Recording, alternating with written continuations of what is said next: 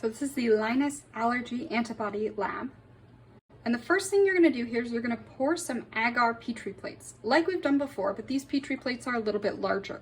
So you wanna gather your materials. You want your Ziploc bag with your kit supplies, safety glasses, definitely. You'll want some sort of pot holders.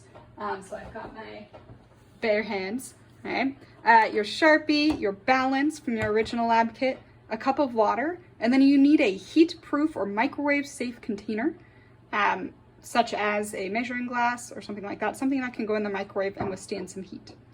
Okay? All right, to make the agar, you are going to weigh out the 1.8 grams of agar powder, or as close to that as you can get. So if you open up your kit, you'll find your Petri plates, right? I would set those aside. You'll find a little packet of agar powder, okay? And a weigh boat, or perhaps not a weigh boat. Okay, and a weigh boat. Okay, you're gonna put the weigh boat on your balance and you're gonna zero the balance, so turn it on. Should go to 0 with the weigh boat on it. And then you're gonna measure out your agar powder. And you're probably gonna use most of the powder in here. It should be quite a lot. Oops, I went a little bit over. If you go a little over, that's fine. Just add a little bit back into the baggie. Try again. You're gonna add this to your heat-proof container, microwave-safe container. Okay, and then you're gonna add, so that's that for the balance. Make sure you turn it off, set it aside. So once you've added the agar powder to the cup, you wanna add 55 milliliters of water. So we've given you this 50 ml tube to measure. You're gonna need to do 2 measurements basically, right? Because this only goes up to 50 mils. So I do maybe 1 measurement of 30 and 1 of 25. Okay, you may wanna do this over the sink. There's my 30. All right, you wanna mix it with your wooden stir stick, and then you're gonna use your hot hands, your pot holders. You're gonna microwave in 30-second intervals on half power. Okay.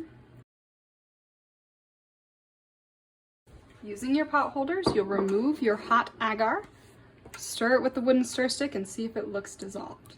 Okay, mine doesn't look quite dissolved, so I'm gonna put it in for another 30 seconds on half power, using my hot hands. Again, with your hot hands, pull it out, stir, see where we're at.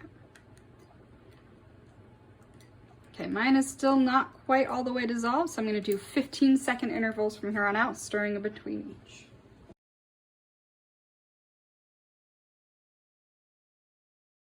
You wanna make sure you keep an eye on it. Mine almost boiled over that time, but I caught it just before it made a giant mess.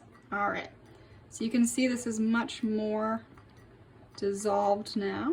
All right, so give it a good stir for a little bit, and then you're gonna pour your 2 plates. Okay, so let this cool for just a second.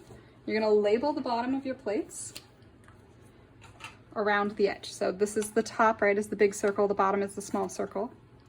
So your initials, the date, and this is gonna be trial 1, whereas this one's gonna be trial 2. Okay? It's the same deal here, initials, date, and this is trial 2.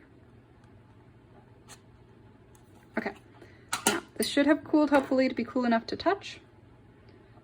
Okay, give it a last stir if you want. And you're gonna divide this evenly between these 2 plates. Okay? Pouring it into the base, the labeled part.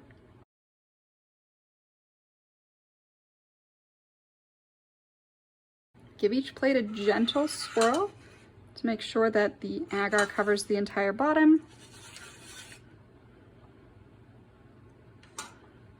You're gonna cover these up and let them sit until they solidify.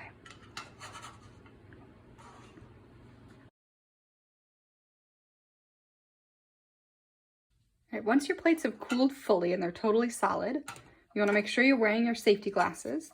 And you're gonna go ahead and set up your test. All right, so in your notebook, you should have your plates drawn. So you should have it drawn out how they're gonna go. right? You basically want to label the bottom of your plates. So the center is going to be where you're going to put the simulated blood serum. And again, this is fake. It's a simulation, so it's not real blood. Don't worry. So you're going to do that. You're going to label it real small. Then you're going to label 1, 2, 3, 4. You don't want them too close to the edge. Like this one's maybe almost a little too close, but you also don't want them too close to the center. Okay, so kind of spaced out around. Okay, you're going to do the same for the second one. The center is your serum. You can also just label that C.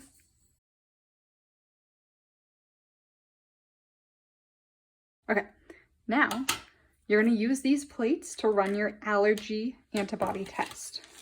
Okay. So in your kit, you have your different serum and your different allergens. Okay. And then you also have a transfer pipette. That's a regular one. And you have a special transfer pipette that has had the entire end cut off. So this is what you're going to start with. This is how you're going to make your holes in your agar to put your solutions in. Okay, so turn your plate right side up. You're going to open it. You're going to take this and you're going to squeeze the bulb, and then you're basically going to punch a hole here, right over where it says C. Okay, and then you kind of release the bulb, and you should be able to pull it out cleanly and leave a little hole behind. Okay, you want to spit this in the trash. You may want to get like a waste cup or something. Just kind of squeeze that out to the trash. All right, you're going to do the same thing for each of these. So I'll bring this a little closer so it's easier to see. So again, squeeze the bulb, punch through the agar to the bottom of the plate, release the bulb so it kind of suctions that, and you can kind of lift it out. Okay. All right. So you're going to do that same thing for all of these circles. You're going to create wells, basically. Little holes to put your solutions into.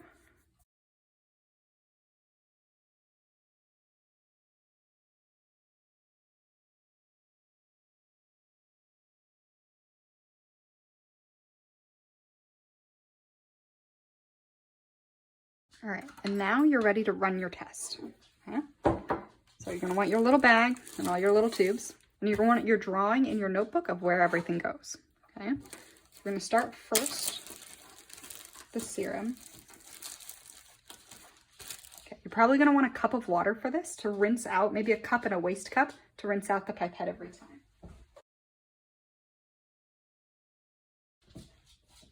All right, so you want a cup of water and a waste cup so you can rinse your pipette each time. You're going to start with the blood serum, and you'll do both plates kind of simultaneously. So I would rotate them so both the ones are at the top, so like that and like that. I'm going to start with the serum that goes in the center. And again, this is not real dog blood serum, don't worry. Okay, it is a simulation that works similarly. And you're going to just add some drops, and you can use your other hand to stabilize, into the well, just until it's full. You don't want to overfill it. So like for me, 3 or maybe a 4. Yeah, 3 drops was probably ideal. The 4th one a little over. Okay, into that well. Spit any extra in your waste cup, and then rinse maybe twice with clean water. Okay, great. The serum's done. You can set that aside. Next, you'll take your solution number 1, right?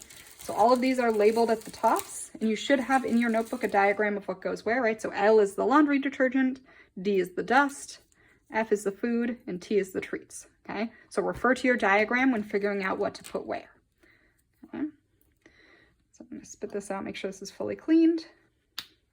And again, same deal, you're just filling the corresponding well. So let's say my well number 1 was treats, right? So this is the treats tube. You can fill both wells number 1. Try not to get it on the surface, try to get it in the well. Again, 3 drops is probably good.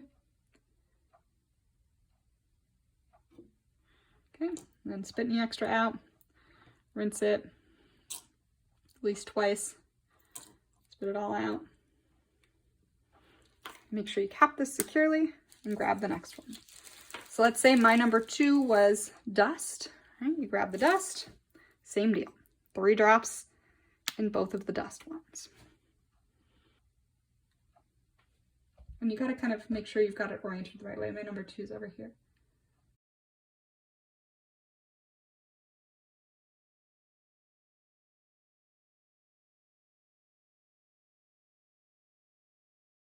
And then my number 3 is food. Find the food tube, same deal.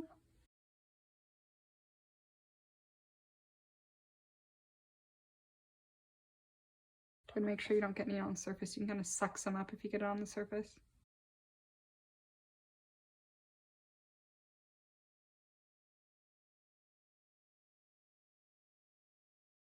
And last but not least, the laundry detergent.